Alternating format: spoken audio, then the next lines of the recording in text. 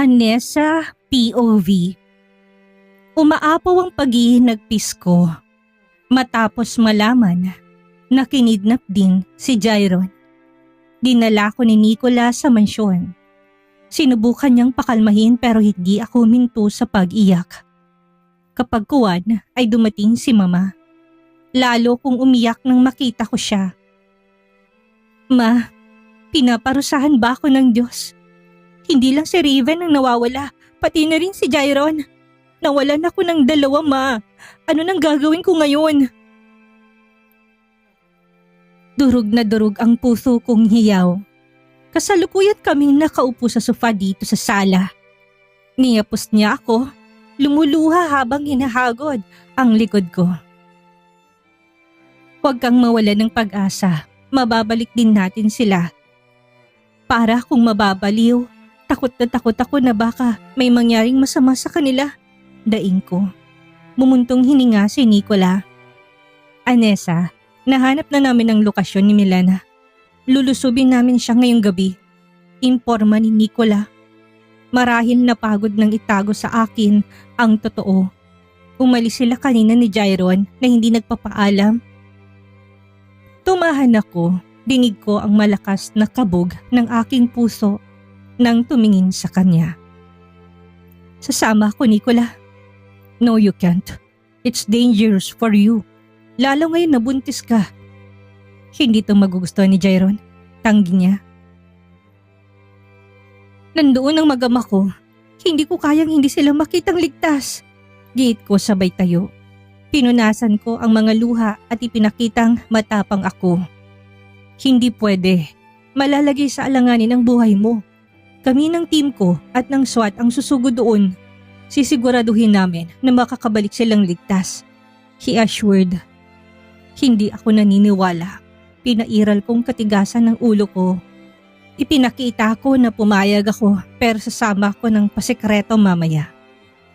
Bahala kayo pero sasama ako pag mamatigas ko.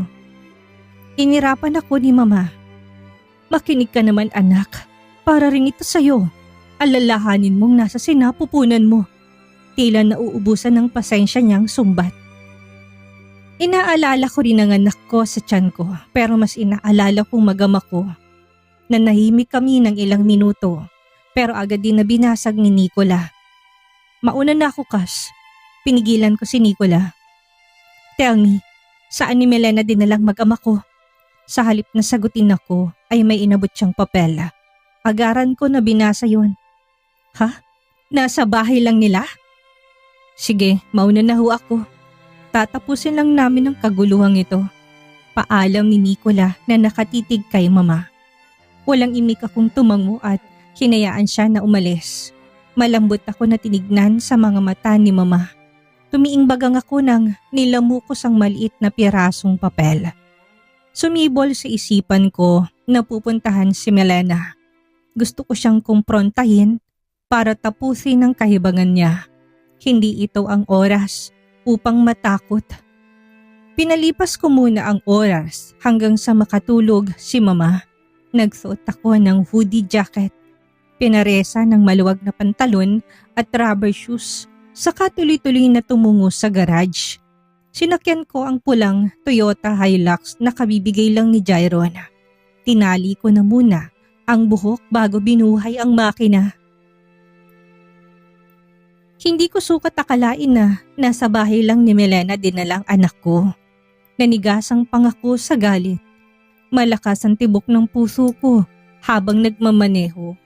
Determinado ako na iligtas ang mag-ama ko.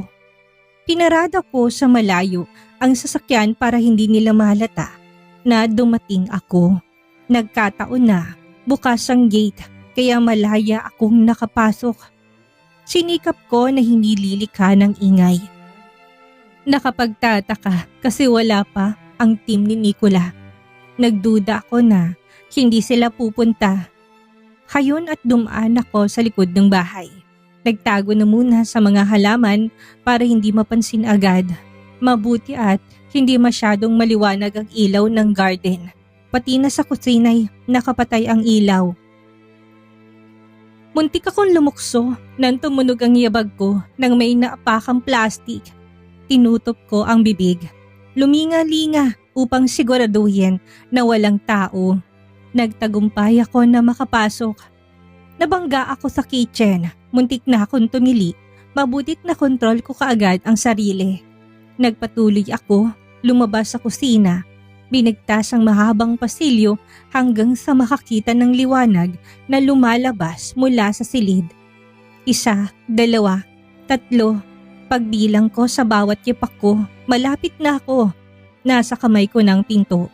Makikita ko rin ang anak ko. Tinutulak ko na ito pabukas nang may matigas na bagay ang humampas sa ulo ko. Mula doon ay nilamon ako ng kadiliman. Naghihiyawan ang isip ko pero walang nagawa sa lakas ng pagkakapalo sa akin. Finally, our Disney princess woke up. Bungad ng matinis na boses nang idinilat ko ang mga mata. Hindi ko maininagan ang mukha ng babae dahil malabo ang paningin ko. Pero sigurado akong nakita ko si Raven. Umiiyak, nakagapo sa silya. Nakapwesto sa harap ko. Hindi kalayuan sa akin. Naramdaman ko na nakagapos din pala ako. Welcome to Lions Den, anang ulit ng babae. Tumantalang malamig na bagay sa aking pisngi, sanhi ng pagkagising ko. Nalaman ko na nakahiga ako sa matigas at basang sahig. Pumitik ang kirot sa sentido ko nang ako ay pumiglas at namalayang nakatali ang 2 kamay ko na nasa aking likuran. Nakaplaster ang aking bibig. Ramdam ko ang malagkit na adhesive na humila sa aking labi. I blink, trying to adjust to the dim, suffocating darkness around me. Mabigat at namamasa ang hangin. Naaamoy kong mga molds na bumabara sa aking ilong. Narinig ko ang mahinang patak ng tubig sa hindi kalayuan. At tila sinisip-sip ng lamig ang mga buto ko. Pakiramdam ko, nilibing ako sa ilalim ng mansyon. Huli na nung mabatid ko na nasa underground, prison ako ng mansyon. Hindi ko lubos akalain na may ganitong lugar sa pamamahay ni Melena. Sadyang ipinanganak siya ng masamang tao. Then, I heard it a soft, pitiful sound that made my blood run cold. May isang batang umiiyak. Kilala ko to. Bumilis ang pintig ng puso ko. Nang hinanap ko to. Raven! Nais kong isigaw, ngunit wala akong sapat na lakas. Sinakop ako ng galit habang pinagmamasdan ng naghihirap kong anak. Nakagapo siya at nakaplaster ng duct tape ang bibig. Dinudurog ang puso ko sa kawalan ng lakas para pakawalan siya. Umungol upang agawin ang atensyon niya. Gusto kong tumayo pero nakagapos din ng mga paa ko. Umungol siya nang mapansin ako. Tumakbo siya at idinikit ang sarili sa akin. Sa tindi ng sakit na nararamdaman ko, ay dumaloy ang mainit kong mga luha. Bakit sa dami ng pwedeng saktan ay ang anak ko mismo? Umalingaw-ngaw rin ang ungol ng babae. Batid ko na si Nova yun. Gaya ko nakatali rin ang mga kamay at paa niya at may plaster sa bibig. Si Raven lang ang hinayaan nila na walang tali sa paa. Biglang may lumitaw na bulto mula sa madilim na bahagi ng underground. Lumiwanag ang anino niya sa malamlam na ilaw mula sa itaas. Tahimik siyang humakbang pero maingay ang takong niya na nakiklik sa konkretong sahig. Nang humakbang siya papalapit, kuminang ang dala niyang armas. Natuod ako. Her cold, calculating eyes, locked onto mine. A twisted smile curling her lips. Umungol ako. Nanlaban ako pero tinawanan ako ni Melena. Lumitaw ang mga tauhan niya mula sa likuran. Itong napapala na mga mang-aagaw. Basag sa katahimikan niya. Naging malabong paningin ko sa mga luha at umaapoy ng puot. Kinakapos ako ng hangin habang nagpupumiglas. Gusto kong kumawala para lang pasuhin ang babaeng yan. Marahas niyang hinatak palayo sa akin si Raven. Nanlaban ng bata pero initya niya ito sa kasama niya sa kanyang likuran. She crouched down, yumukod palapit sa mukha ko. Nakikita mo tong laruan ko? Isang maling galaw mo lang, mawawala sa iyong lahat. My heart pounded wildly in my chest as dread gripped me. So, are you ready to surrender Jairon to me? She drawled, her honey-like voice dripping with poison. Gusto kong sumigaw na dinukot niya rin si Jairon. What? Ayusin mo pagsasalita mo! Hinatak niya ang buhok ko at parang matatanggal ang anit ko sa sobrang lakas nun. Hindi ba matalino ka? Bakit hindi ka makasagot? Angil niya. She's utterly psychopath. Paano ko makakapagsalita kung may duct tape ang bunganga ko? Saglit siyang tumahimik. Pinasadahan ako ng tingin hanggang sa hinila paalis ang tape sa bibig ko. Nasanhi na pagtili ko dahil sa sobrang hapdi. Pasalamat ka. Hindi ka namatay noong nilason kita. Malapit mo na sanang mainom yun kung hindi ako pinagtaksilan ng binayaran ko. Nagalit at ininom ang lason kasi nakulangan siya sa binayad ko. Mas baliw pa sa akin, hindi ba? Lahad niya. Impact ang tadhana. Palagi kang hinahayaan na mabuhay. Hinatak niya ang pangako. Parang madudurog yun sa lakas ng pagpisil niya. But this time, I will make sure I'll make you dead. Uuwi kang malamig na bangkay. Maliwanag. Tigilan mo na to, Melena. Kahit patayin mo ko, hindi mo makukuha si Jairon. Bakit hindi mo tanggapin ang katotohanan na hindi kanya gusto? Sigaw ko sa pagmumukha niya. Before I could even process her words, her hand flew through the air. Isang malutong na sampal ang hinataw niya sa mukha ko. Tiniis ko ang kumalat na init at hapdi sa aking pisngi. Kumiling ang ulo sa kanan at tila tumagilid din ang silid. Nalalasap ko ang lasang bakal kong dugo sa ibabang labi pero hindi ako nagpatinag. I turned back to face her. My breaths shallow but my glare unwavering. Hindi ako pwede na matakot sa kanya. Tumunghay siya sa harap ko. Napuna ko nanginginig ang nakamanicure niyang kuko sa walang mapagsidlan na takot. Remember this. I will make sure you regret ever crossing me. Naintindihan mo? Buburahin kita na parang abo sa mundong ito. Kaya wag mo akong susubukan. Nanatili akong matatag kahit na nakakapilas ng hangin ng kanyang mga salita. Umaapoy sa hapdi ang pisngi mula sa sampal niya. Ngunit pinairal ko ang pride ko para ipakita na hindi ako mahina. Tingnan natin kung hanggang saan ang katapangan niya. Hindi mo ko masisindak, sabi ko.